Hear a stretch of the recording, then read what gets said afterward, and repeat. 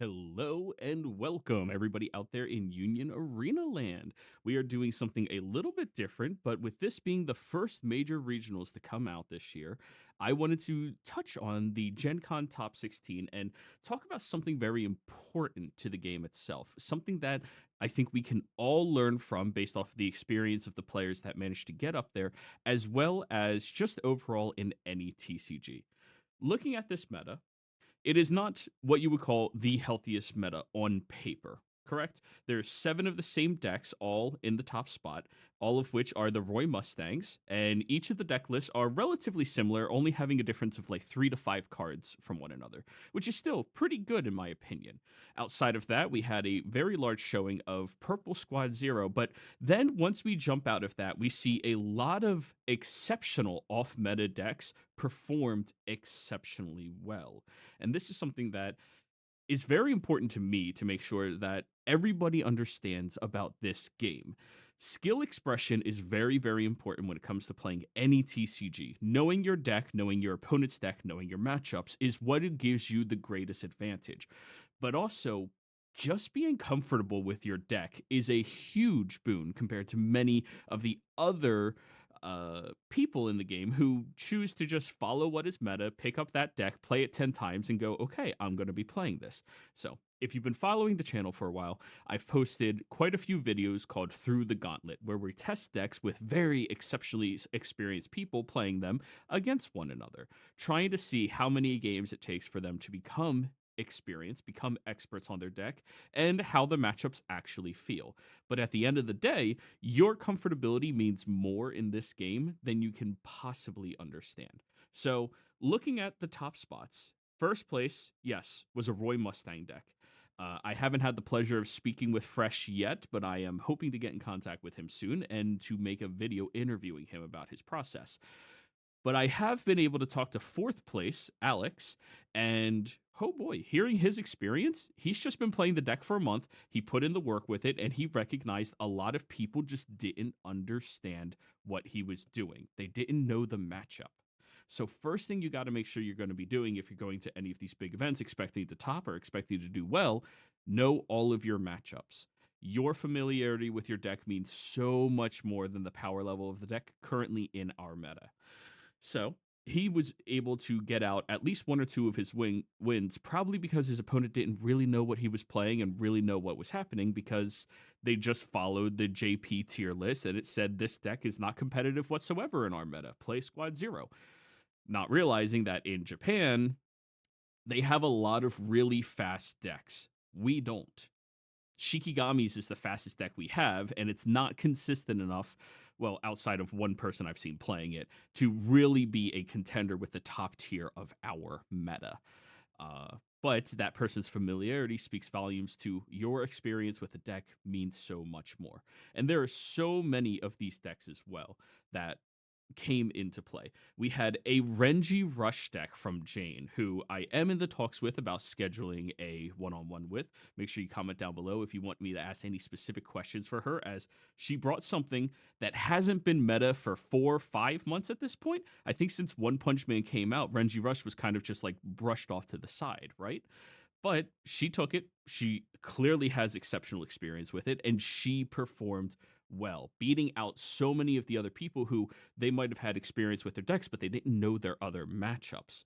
Uh, Speaking to that, we also had Div, who I did get to interview, playing Toto.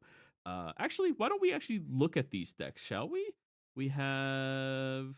Is this it? No, that's not it. There we go. Playing Toto.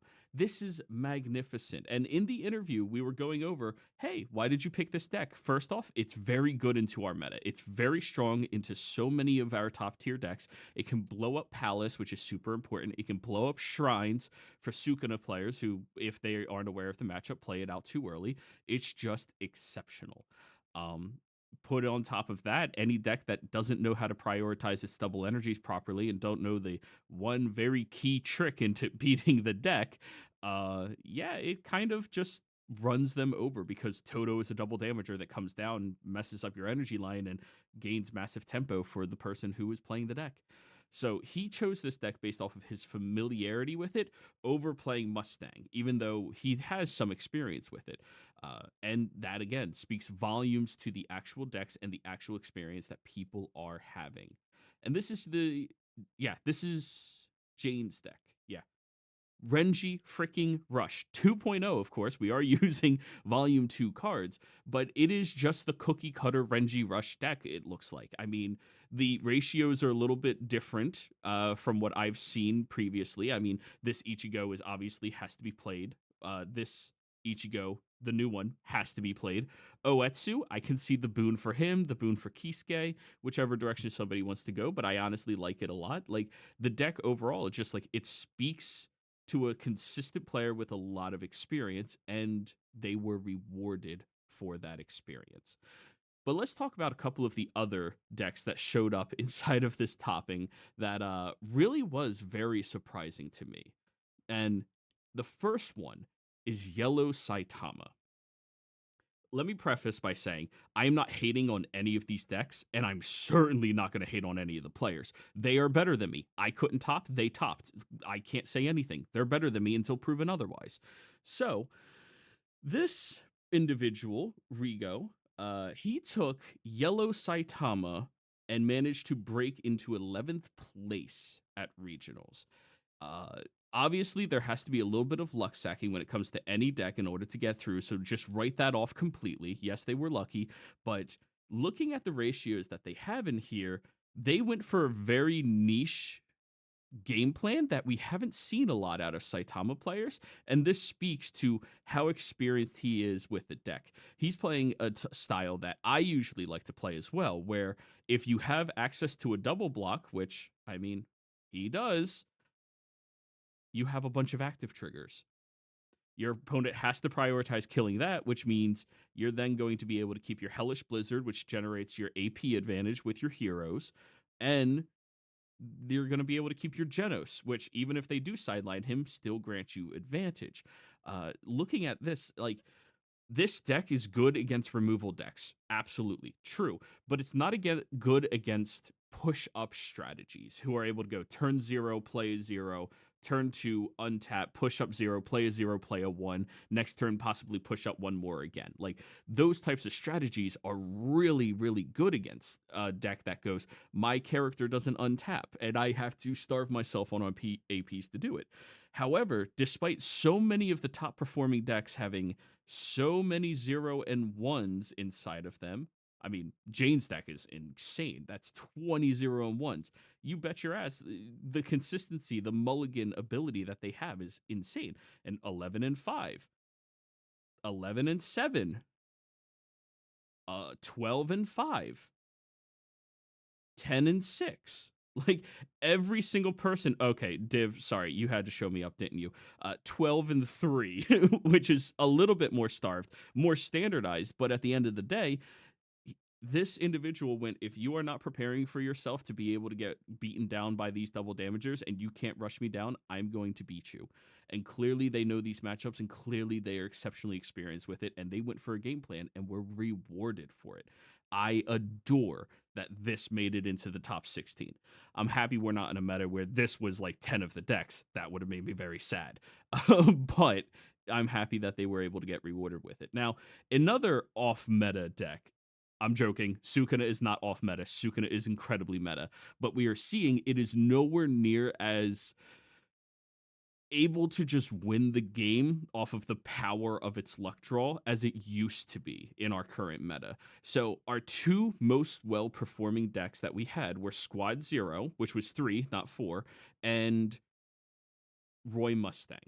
Those two decks are by far the two most consistent piles we have in our game, especially with their removal. Squad Zero, in order to be consistent, all they need is Palace on turn 2 or turn 3, and they turn into one of the most disgustingly consistent builds that you can play against. They'll see their pieces, they'll scry into them, they will mill themselves, they will have their double damagers, they will have their removal.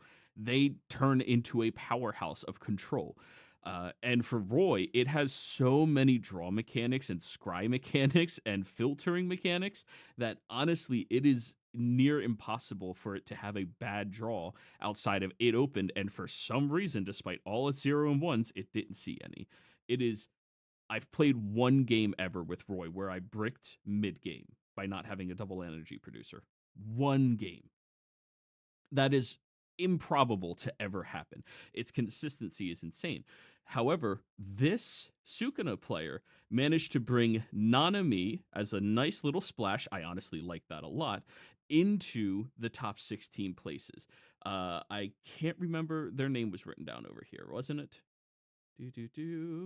Yeah, Fabio. I think it's Fabio. Yeah. They managed to play a very meta deck and place well with it, despite the fact that so much of the meta came into this knowing you need to have a game plan against Squad Zero and you need to have a game plan against Sukuna. Those were the two decks that everybody was like, we know we need to focus on. Everybody who's been testing in depth, they knew that Mustang was the deck that you had to be afraid of. It's too powerful. It's too good. It's too consistent with its removal. And if you don't prioritize what you kill properly, you don't get to win as well. But someone managed to bring this all the way up, and they played with a very unique strategy. This Sukuna player, honestly, I respect the hell out of them. 11, and well, we ignore fingers. They're not actually one. They're, yeah. But 11 and 4, so 15. Most of the time you see Sukuna with 14 in the deck, but they said, okay, we are going to play to consistency. We have their good draw and get triggers for our 0, so even if we break on turn 1, we're very highly probable to get what we need. We have the Kento Nanamis, which means if your opponent starts shipping in with you at things that are above rate, you can make more profitable blockers going, I chump block with this Kento, I buff one of my other guys 1k, I block 5k against your 4k, I stay alive, and then play the long game into actually winning. They managed to get this. Very interested to see that they only had 3 of the raid UGs. I see a lot of Sukuna lists are going down to 3 as well. Personally, as someone who only plays against Sukuna, never plays the deck itself, the more of these you play, the worse I feel. So, I mean, clearly he knows what he's doing. Clearly, Fabio is right because they did the best. They are the best Sukuna player we have right now. And they managed to find all of these. What I thought was very interesting, however, is despite the fact that they do have 7 Kentos, they went with the Divergence Fist. Again, speaking to the need for consistency. I personally think that the Kento removal, being able to put someone on the bottom of the deck so their win sideline abilities don't trigger, is so incredibly valuable. Me being inexperienced would have gone, oh, I'm playing that. It's the better removal. But this individual looked at it and said, I will not consistently have Kento every single game for 8 rounds. I will have a Yuji. And they went with Divergent Fist. So instead of getting the better special, they went with the consistent special, which again speaks volumes to their experience, their deck building. Amazing feat. Next up, we are going with a deck and I don't think anyone else anticipated breaking into the top 16. Holy cow, Red Code Geass Ashford Academy. Now, the biggest of shout outs to Marcelo. Holy cow, that is incredible. I respect you so much more than almost anybody else in this community. I'm just going to be honest. I do. You took this deck, you clearly have been putting in the work with it, and you built this deck knowing, hey, I'm not going to brick. And if my opponent ever trips up or doesn't have an insane draw, I'm going to run them over. I would adore hearing them speak to what it is that they were doing, what their thought process was when they were building this deck, and how it actually felt in the meta. Because Volume 2 is coming up, and this deck performing that well, there's only one excuse for it. Well, 2 excuses. A, people don't know the matchup. And B, they know their matchup. So huge kudos to you. You honestly deserve to be top 16. That is incredible. And yeah, just look at the curve of the deck. 14 zeros, 7 ones. And for anybody who doesn't know, Ashford Academy says, hey, look at all these little dorks I have. One of them comes in untapped every turn. It's an insane sight. utterly insane. You get to just bum rush and run over your opponent by going, okay, I'm just playing things to the front line. All right, I put 2 things on the front line. Cool, here's 4. Smash. Okay, well, I'll put something else on the front line. Okay, cool, I'll smash again. Are you at 4 life yet? Or 3 life yet? Cool, I'm going to start actually killing everything that you have. Okay, eventually I'll have my impactor just get 1 or 2 damage. They're just rushing you down. And that is something that is so hard to do in a meta that has so much removal. Honestly, again, respect. I respect you so very much. That is incredible. And the last dark horse of the tournament, I believe, right? Yeah, there was one Sukuna, there was one Punch, there was one Renji Rush, and these 2. Yeah, the last pile. Hoo hoo hoo hoo hoo. Again, K Dog, John, biggest respect to you. You managed to put Toshi on the map. And again, if you've been following my channel, I love Toshi. I made the only short I made probably this entire year was me going Toshi against people. It is so incredibly fun to play this card, so incredibly fun to play the deck. And clearly, you have been putting in the work despite. In my testing, Toshi has a poor matchup into these removal heavy decks, but you obviously know the matchups better than I do, and you put in the work and you figured out that 21 4Ks is enough to win the damn game. That is insane. For anybody who doesn't know the power of Toshi, you should learn it. Toshi, when played, freeze that guy. Doesn't untap under any circumstance until the end of your next attack phase, which could be if you hit it off life, that attack phase, whatever. But if they have 6 squad zeros other than this Toshi in play, they also hit the backline with it. It is such a monstrous tempo swing to go, freeze that guy, you can't even push up and attack me, I'm going to profitably attack into you. Combine that with the Kenpachi, who has impact and double damage the turn you play him, so long as you raid him on top of the 4-drop Kenpachi, and you can't even easily kill him. You need the win sideline ability to deal with him, or else they go discard a card, I keep the bottom card still in play. Yay. Then 4K still keep smashing and attacking. It is an incredibly consistent deck, incredibly powerful deck.